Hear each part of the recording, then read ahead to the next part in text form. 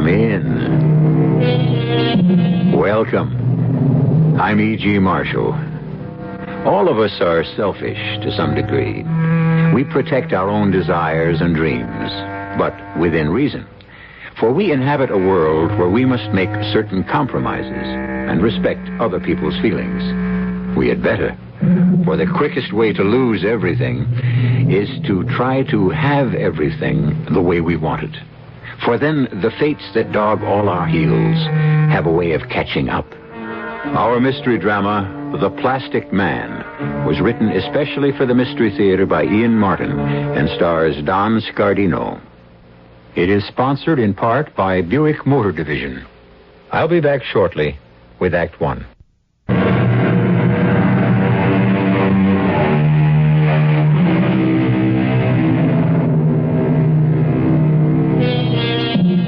As I said in the beginning, this is a story of an extraordinarily selfish man, a sort of product of our times.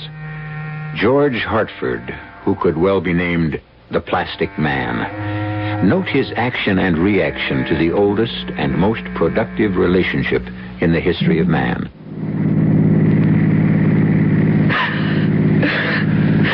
Come on, Jane, knock it off. It isn't the end of the world. Not yours, George. You've made that quite clear. I wanted to lay it on the table. No messing around. A clean break. The least sweat. The least sweat? Well, it's one description for the end of a love affair, I suppose. Now, don't get me wrong, babe. I really don't anymore. You shook me up, but you woke me up. Now you're with it, kid. Look, if we don't swing anymore, there's no... Oh, I love your succinct statement in mod lingo. We don't swing anymore. May I remind you that we were going to be married? I wasn't swinging with you. I thought I was building something for the future. Okay, Jane, so it just didn't work out like that. Someone else? No. You're cutting out because this was getting just a little too serious for you. It might be the end of fun and games.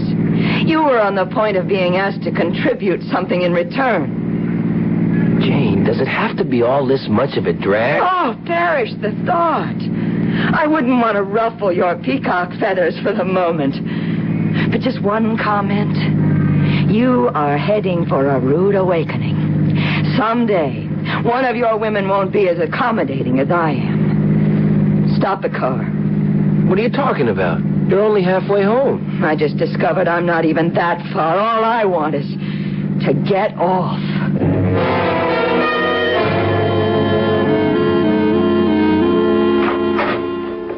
George? Hey, big bud. How's it going, Matt? Hey, fine, just fine.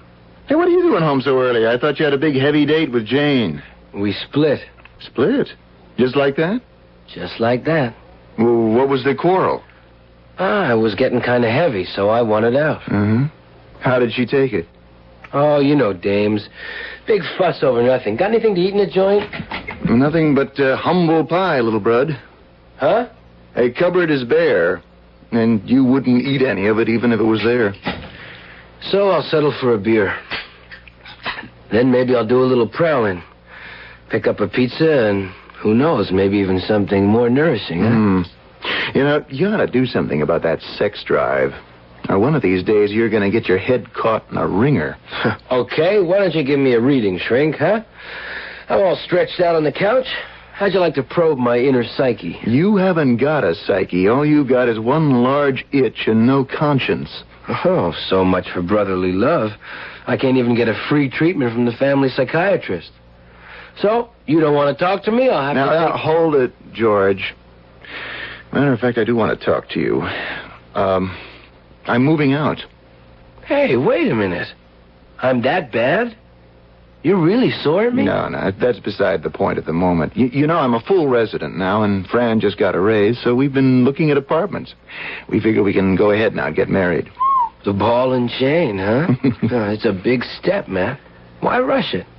Well, I wouldn't expect you to understand, George.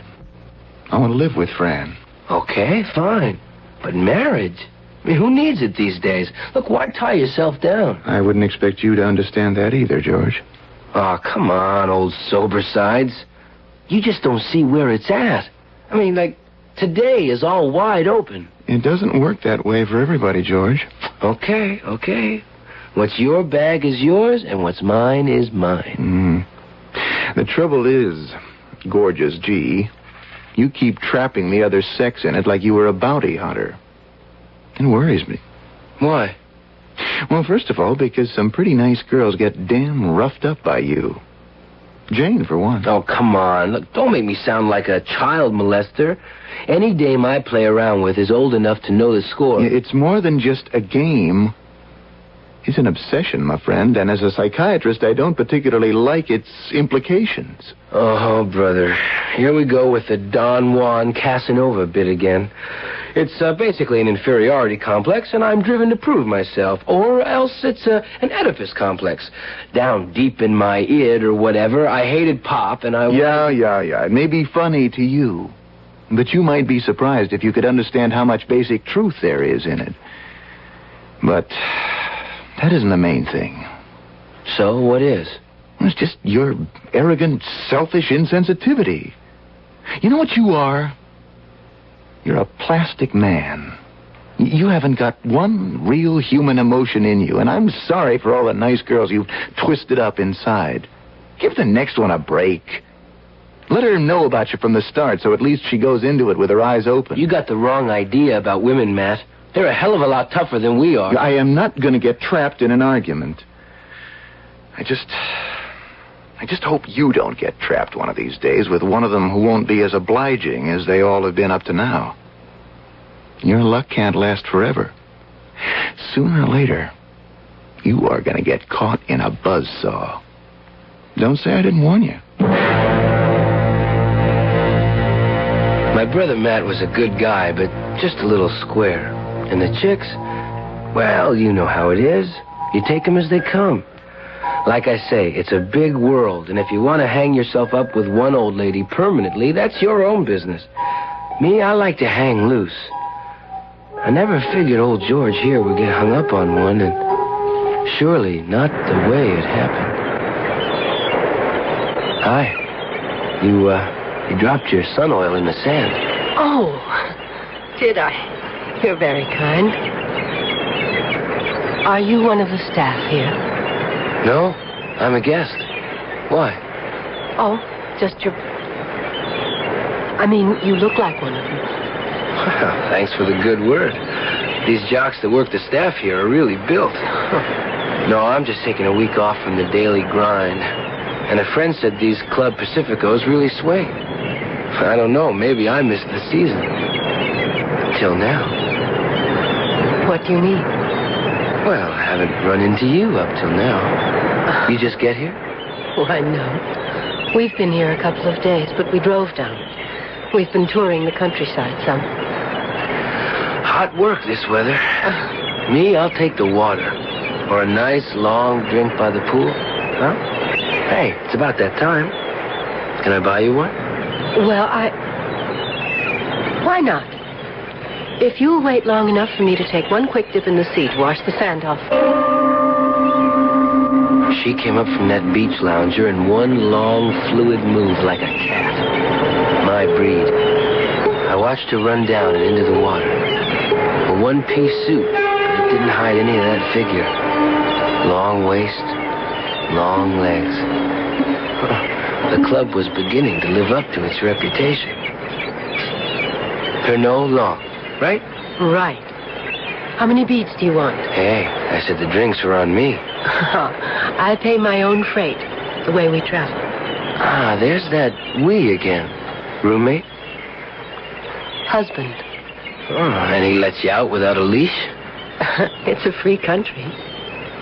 He's confined to our cabin. He picked up amoebic dysentery some years ago in India. It's hell to get rid of. India? You travel a lot? He does. He's a parapsychologist. I heard the word. Clue me in a little deeper. It's the branch of psychology that deals with unexplained phenomena. Clairvoyance, ESP, mental telepathy. You had enough?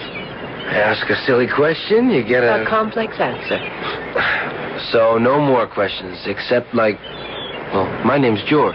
George Hartford. What's yours? You're not an insurance salesman. No, cars. Business is a little slow right now. That's why I thought I'd catch a week off. Or was till I met... did I catch your name? Laura Prentice. Here's looking at you. That's fair enough. It's all I've done since I set eyes on you.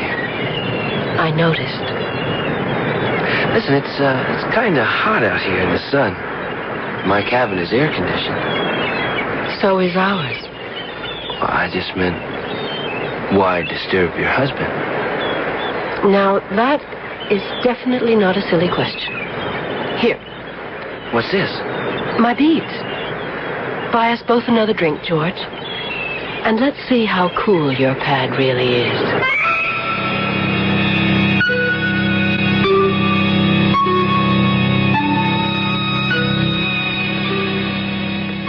Why... Oh, why did I do this? Come on, Laura. It's no crime. I know it isn't to you. Some of us are fashioned a little differently. Hey, that's only an illusion, baby. It's natural, and whatever is natural is right. You wouldn't understand. It isn't morals I'm concerned with. Well, then what? Oh, I could never make you understand in a million years, George. So, that's the kiss-off, huh? It ought to be. But it's too good for me to have the strength of will to let it go that easily. Now you're talking. No, not here. Tomorrow, away from the club. I have my car. We'll drive somewhere for the day. I'll say I'm going shopping in Puerto Vallarta or Guadalajara. You're the lucky sinner. You don't need any excuse. I'll meet you at the parking lot after breakfast. Oh, well, how do I find you? It isn't hard. It's the only green Mercedes. And the license plate is $69.99. I wanted $7,000 for luck, but I never could swing it. Till tomorrow, if you want to risk it.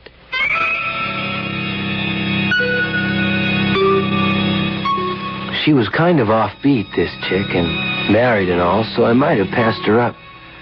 If it hadn't been for the car. I flipped when I saw it. A Mercedes 56, gull-wing coupe in British racing green, like she said. A dream classic. 0 to 60 in 9 seconds flat. Quick ratio steering, independent suspension, and handles like it's part of the road. Plus the price tag. 12 to 15 thou in mint condition. And this baby was. While I was drooling over it, my other babe, also mint condition, arrived. This yours? A gift from my husband. You know what you've got here? I ought to. It's what I asked for. I never saw a 56 in green before. It took a little digging to find it.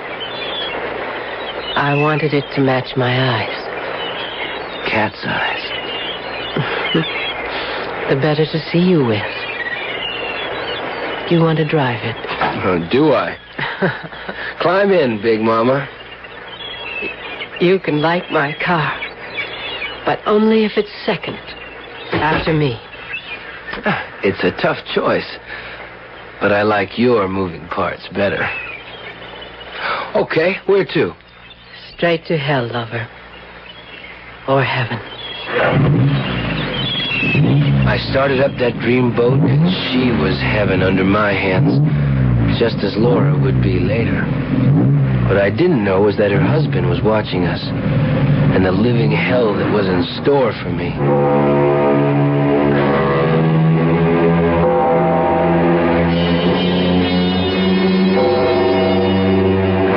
It's hard to have much sympathy, if any, for our plastic man, George. He's an expert in taking without giving. But you may have a little sympathy soon as we watch a punishment which is infinitely more infernal than the crime. I'll be back shortly with Act 2.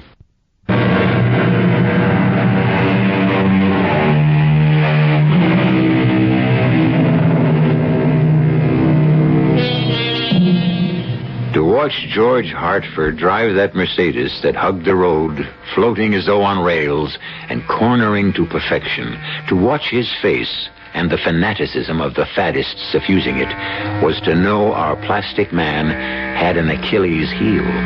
One spot where he was vulnerable, his passion for classic cars. And in Laura, he had found an unlikely companion. It looks as if I lost you just when I found you.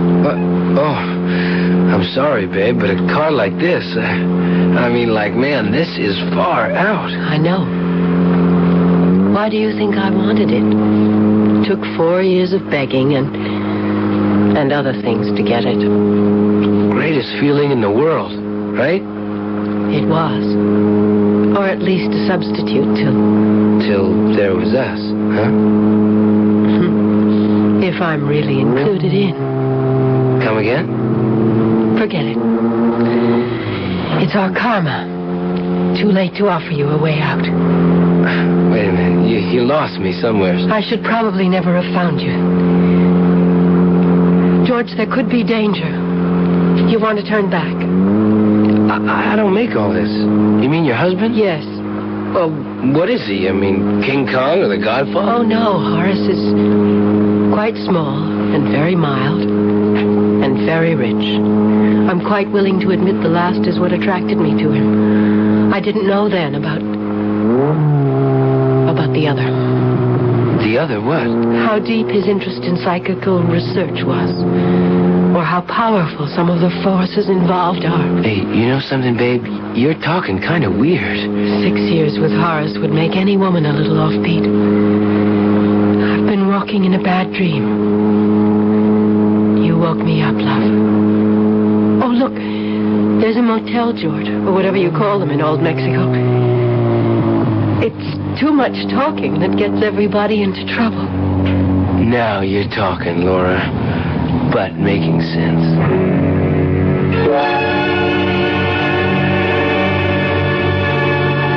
It was still early in the afternoon, but something wakened me suddenly. For a moment, I didn't know where I was. Then, as my eyes focused on the bright yellow ceilings of the Casa Romantica, I realized that the whimpers were coming from the girl by my side.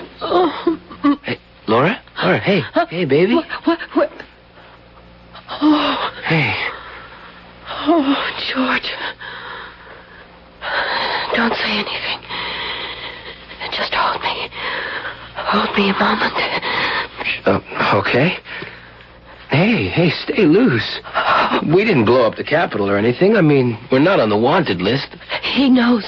Who? Horace. Knows what? About us. Hon, if you got a guilty conscience... No, this isn't conscience. It's beyond it. Let me go, George. Let me go. Where are you going? I just have to get up to the window and get some air. Here. Why don't you wrap something around you? Will that make me decent? All right. George? What? You're a very selfish man. I know this is just a casual affair for you that you drifted into. I suppose I shouldn't worry about you. But you asked for it. Let me say it once. I'm sorry. But it's way too late for either of us to back out. Now, let's get dressed and back to the club. I'll say one thing for you, Laura. You do come up with the surprises. But I must say, this is one bummer of a so long, Dad. Oh, you and I haven't finished, George. We've only begun. That's part of the karma, too. I didn't like this whole gig. I was into something I couldn't grab.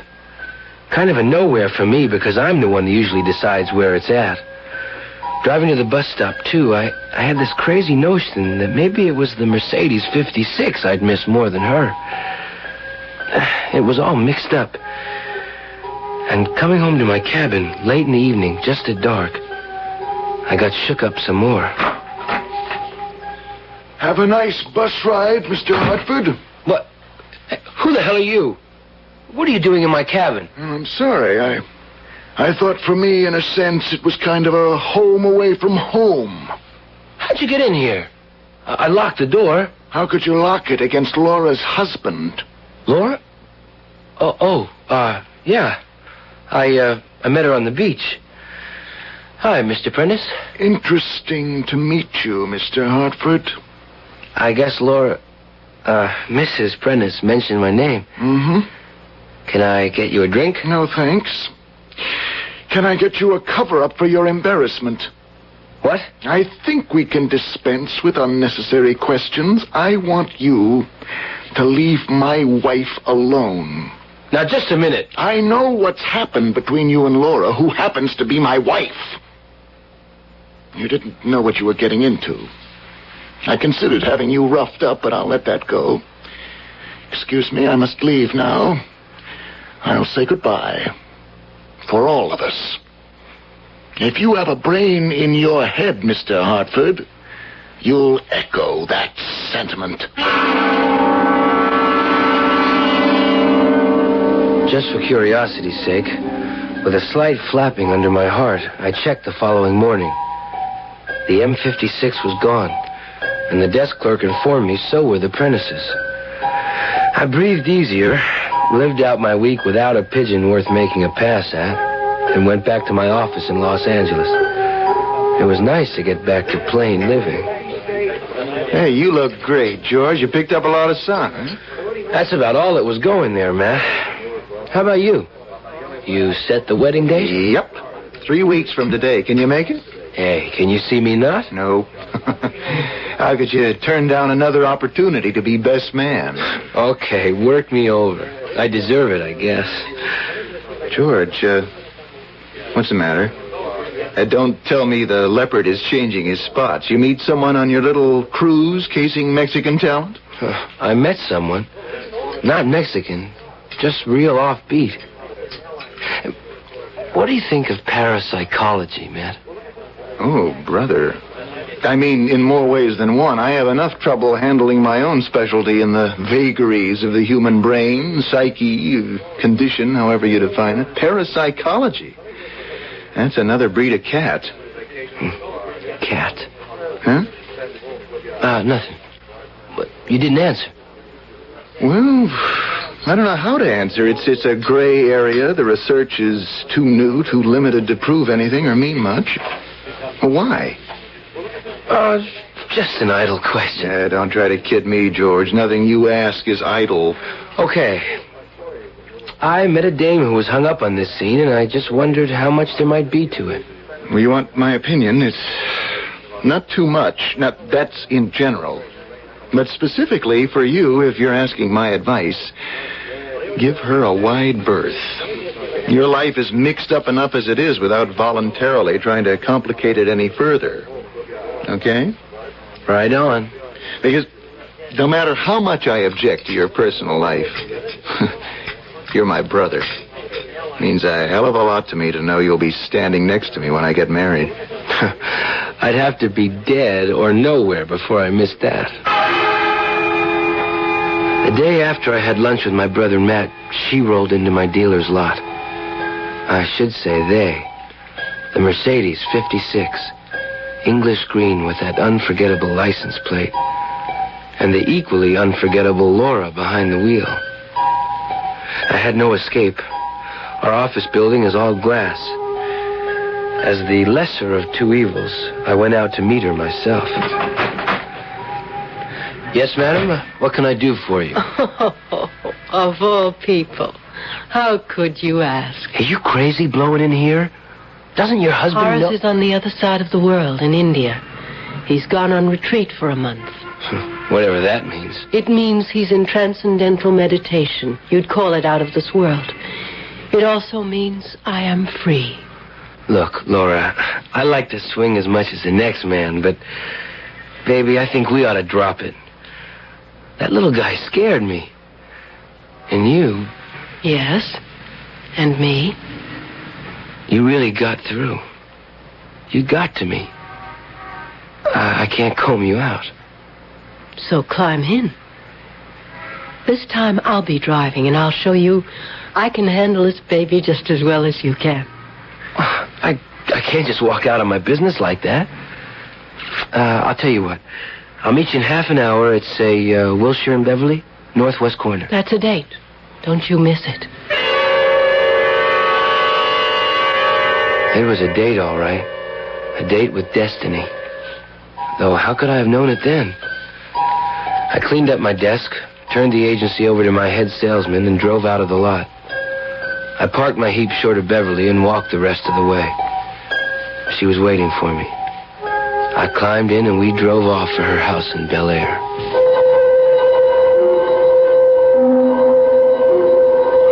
warned you, Hartford, to stay away. Now you will both have to suffer the consequences. What? You heard him, too. What are you talking about? Horace, my husband. He knows about us. You gotta be kidding. I mean, if he really is in India... Oh, he's there. It doesn't make any difference. Look, I don't dig any of this. It's too wide out. All I know is I'm getting out right now. I never should have climbed back in. We're committed now. No way, baby. It's out of our hands. Horace doesn't want me back. How do you know? He's telling me right now. From India? I warned you were getting into something beyond your understanding. Okay, so great. Now I'm on my way out. You can't. This just isn't a silly girl who's trying to hang on. I told you the moment I laid eyes on you. I knew you were my karma. Hey, what's this karma jive? My fate. And yours. You can try. But you'll never escape me. Don't kid yourself. I know when I've had enough. I'm blowing this scene, and this is goodbye. I lit out of there like my tail was on fire. Matt had warned me I'd get caught in a nutcracker one of these days, and this looked like one of them. And man, it was weird. When I read about the crash the next day, I felt like a real heel. But I heaved a sigh of relief just the same. I didn't have any feeling of guilt. Or did I? Why should I? If only I had known what she was thinking on that last ride, maybe... But how could I know? There's no going back. There's no going forward. Where do I go from here? You've lost me, Laura, and you can't have him. Only one thing to do. You're right over the canyon. But the car... Not the car. Nothing matters anymore now. You gambled and lost. Lost.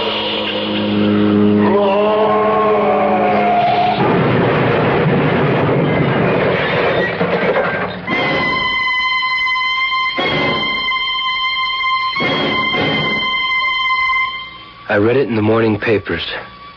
Woman plunges to fiery death off Coldwater Canyon. Both car and driver completely destroyed by fire.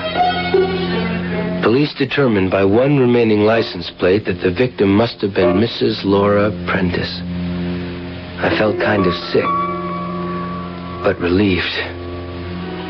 That was the end of that.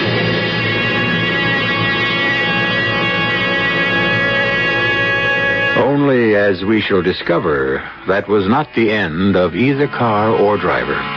The world is full of George Hartfords who get away with murder in a general sense, but odds have a way of evening up, and this time George isn't going to get away with anything. I'll return shortly with Act 3.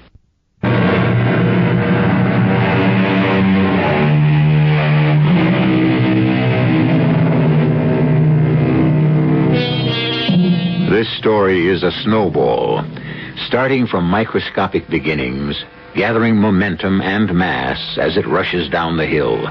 The tension and terror building from nothing to a massive and inevitable crash, and, like the snowball, being fractionalized into nothing again. It was less than a week since Laura and the Mercedes 56 had been burned to cinders. I was crossing the canyon from my pad in Van Nuys, taking Matt over to meet his bride. What's the matter with you lately, George? Don't worry about me. Let's concentrate on the big date, huh? How many days to the wedding, Matt? A little over a week. Can't wait. That makes me kind of sad, little brother. I wish you could meet a girl you could settle down with. I'm off dames for the moment. This girl Hey! What kind of crazy... It's the Mercedes, and Laura at the wheel. Look out! What is the matter with you? You out of your mind? I had to go off the road. Matt, that crazy broad would have rammed into us head on. What are you talking about? The green Mercedes that came around the bend. Didn't you see it? Or her? Round what bend? Coming the other way, headed towards us. George, we haven't passed any cars coming or going in the last few minutes. We just about rammed one going the opposite way less than a minute ago. A green Mercedes? Yeah, a 56, a classic. Didn't you see it? No, I didn't, because it wasn't there. I tell you, plain as day. It was broad daylight. I saw it. And her. I tell you. A green Mercedes with a girl named Laura at the wheel. Yes. Yeah, the same girl. And the same car you say you read about in the paper a few days ago, who went up in flames. That must have been some coincidence, some mistake. I don't know. Well, we're going to check it out, George. Now, you said the police found a license plate. Yes, but they didn't give the numbers in the paper. Yeah, but if it should be 6999, you'd have to agree with me there wasn't any car today that you had to avoid, right? But I saw it. What you saw could have been a hallucination. Now, we better pin it down right now. I could have told Matt what he'd find out. I knew it even before he checked with the police. I knew the plate number would be 6999, and I knew something else. It didn't matter what he found out. I hadn't seen the last of the green Mercedes 56 or the girl who drove it, dead or alive. I took a fast powder and went out to get loaded.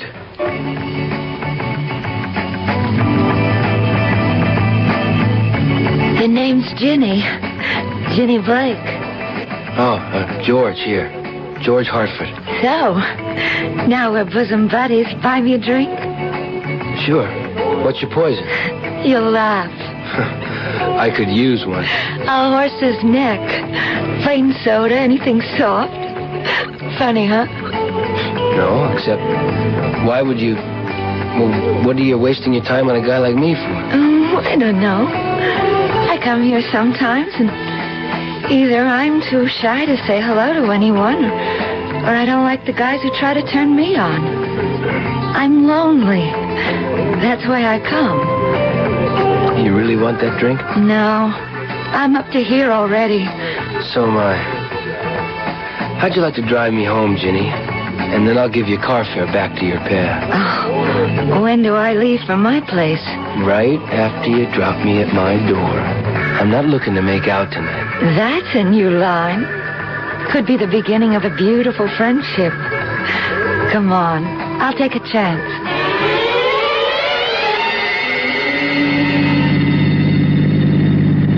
You don't seem all that loaded to me. I'm not. I've got other problems. You got a habit? No, nothing like that. I got a bigger monkey on my back. You're kind of screwed up, George, and I'm sorry for you. I'd honestly like to help, if I could. Well, I don't think anyone can. I guess I went out and bought my own private set of...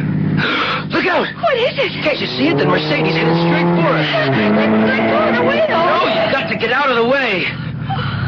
Didn't you see the car? It went right through us. As if we weren't there. What car? There wasn't any car.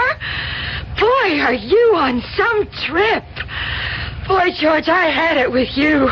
There's a bus stop here. I can find my own way home. You don't need company. What you need is a head doctor. I don't know how long I lay parked there. I'd close my eyes. Maybe I went to sleep. But all of a sudden, I realized that the Mercedes had driven up alongside of me, and Laura was leaning towards me to talk. Come on, George. I've been looking for you. Let's go. No, I can't. I'm not ready. Sooner or later. Why not now? I'm waiting for you. How long do I have to wait? My car was still running. I threw her into first and cut out sharp into traffic. The hood of my car, bumper, all the way to the windshield, cut through the Mercedes like it was drawn in midair, or just wasn't there at all. I don't remember how I got home or to bed. I only know that with the help of 5 or 6 black coffees, I found myself able to face my brother Matt the next morning. So you proved it to yourself. The car, the woman, was a hallucination. No, she was there. I heard her speak twice now. George, I checked out the license plate with a friend at police headquarters. There's no doubt that she crashed in that car. Then why do I keep seeing her and hearing her? Well, it's a fixation, guilt reflex. So get rid of it for me. Well, that's your job, isn't it? No, sir, that's your job, if you can. I can't. Well, possibly, certainly not alone. You gotta have help, George. That's what I'm asking you for. Oh, no, not me. My own brother? Am I that much of a heel to you? That is not the point. I just started my residency in psychiatry. You're way beyond me, George. Well, then give me a man to go to. Some doctor who can handle me. She was always there, trailing me in the M56, not 15 feet behind me. But that wasn't the worst part. Through the car, I could see the line of traffic stretching behind her, with sometimes a car coming up behind and cutting right through the spectral green vehicle that wasn't there for anyone but me. I made up my mind to have it out and headed for the house in Bel Air.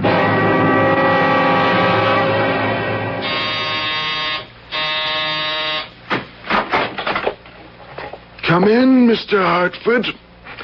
I've been expecting you. Thank you. There's no need to thank me.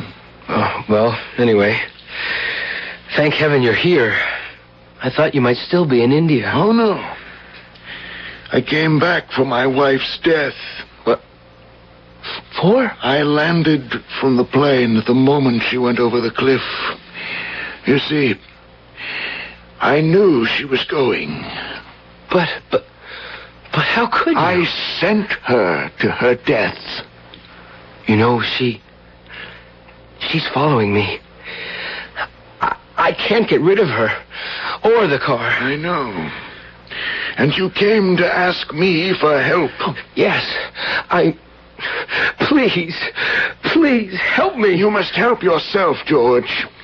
You didn't hesitate to in the beginning when it was something that didn't belong to you. Why hold back now?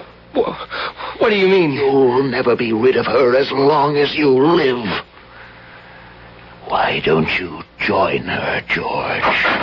You see? There she is. She's waiting for you. Join her!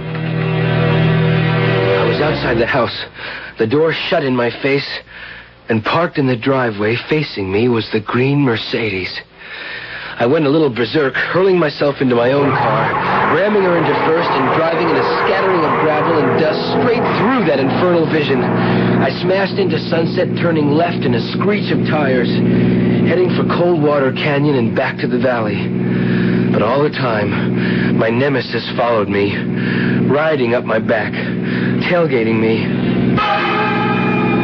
Then, at the top of the hill, suddenly riding on air, right out over the valley, the Mercedes drew abreast of me. Why don't you join me, lover? I'm waiting. Join her. It's the only way. All right! Damn it! Have it your way! Here I come!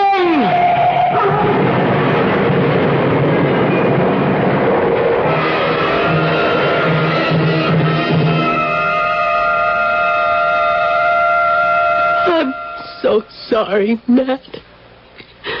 Your poor brother. I'm so sorry for so many things, Fran. For what he was, for what he made of himself, for the help I couldn't give him. But most of all, for calling him a plastic man. What do you mean, darling? Turns out he wasn't. There was a chink in his armor, whether he knew it or not. His conscience. You mean for that woman's suicide? The one with the Mercedes? Yes. They hadn't even had time to repair the guardrail. He went right through the same gap she did. Well, no sense agonizing about it. What's done is done. At least she won't be haunting him anymore.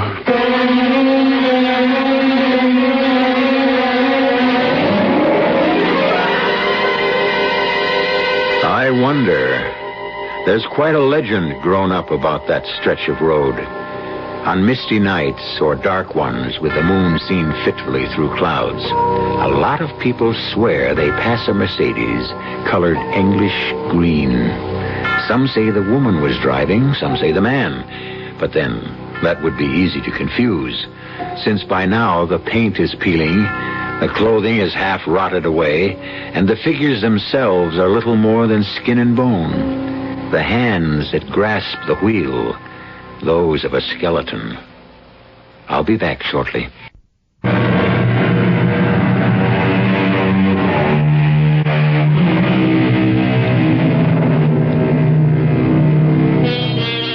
One further note. Shortly after Fran and Matt were married, a large sum of money was given to them by an anonymous source. And at the same time, Horace stripped himself of all his possessions and gave the bulk of his fortune to the School for Psychic Research, where he had taught so long. He left for India and was never heard of again. One story has it that he sits in meditation somewhere high in the Himalayas, treated by the nearby villagers as a holy man. Perhaps so. But is it meditation or expiation?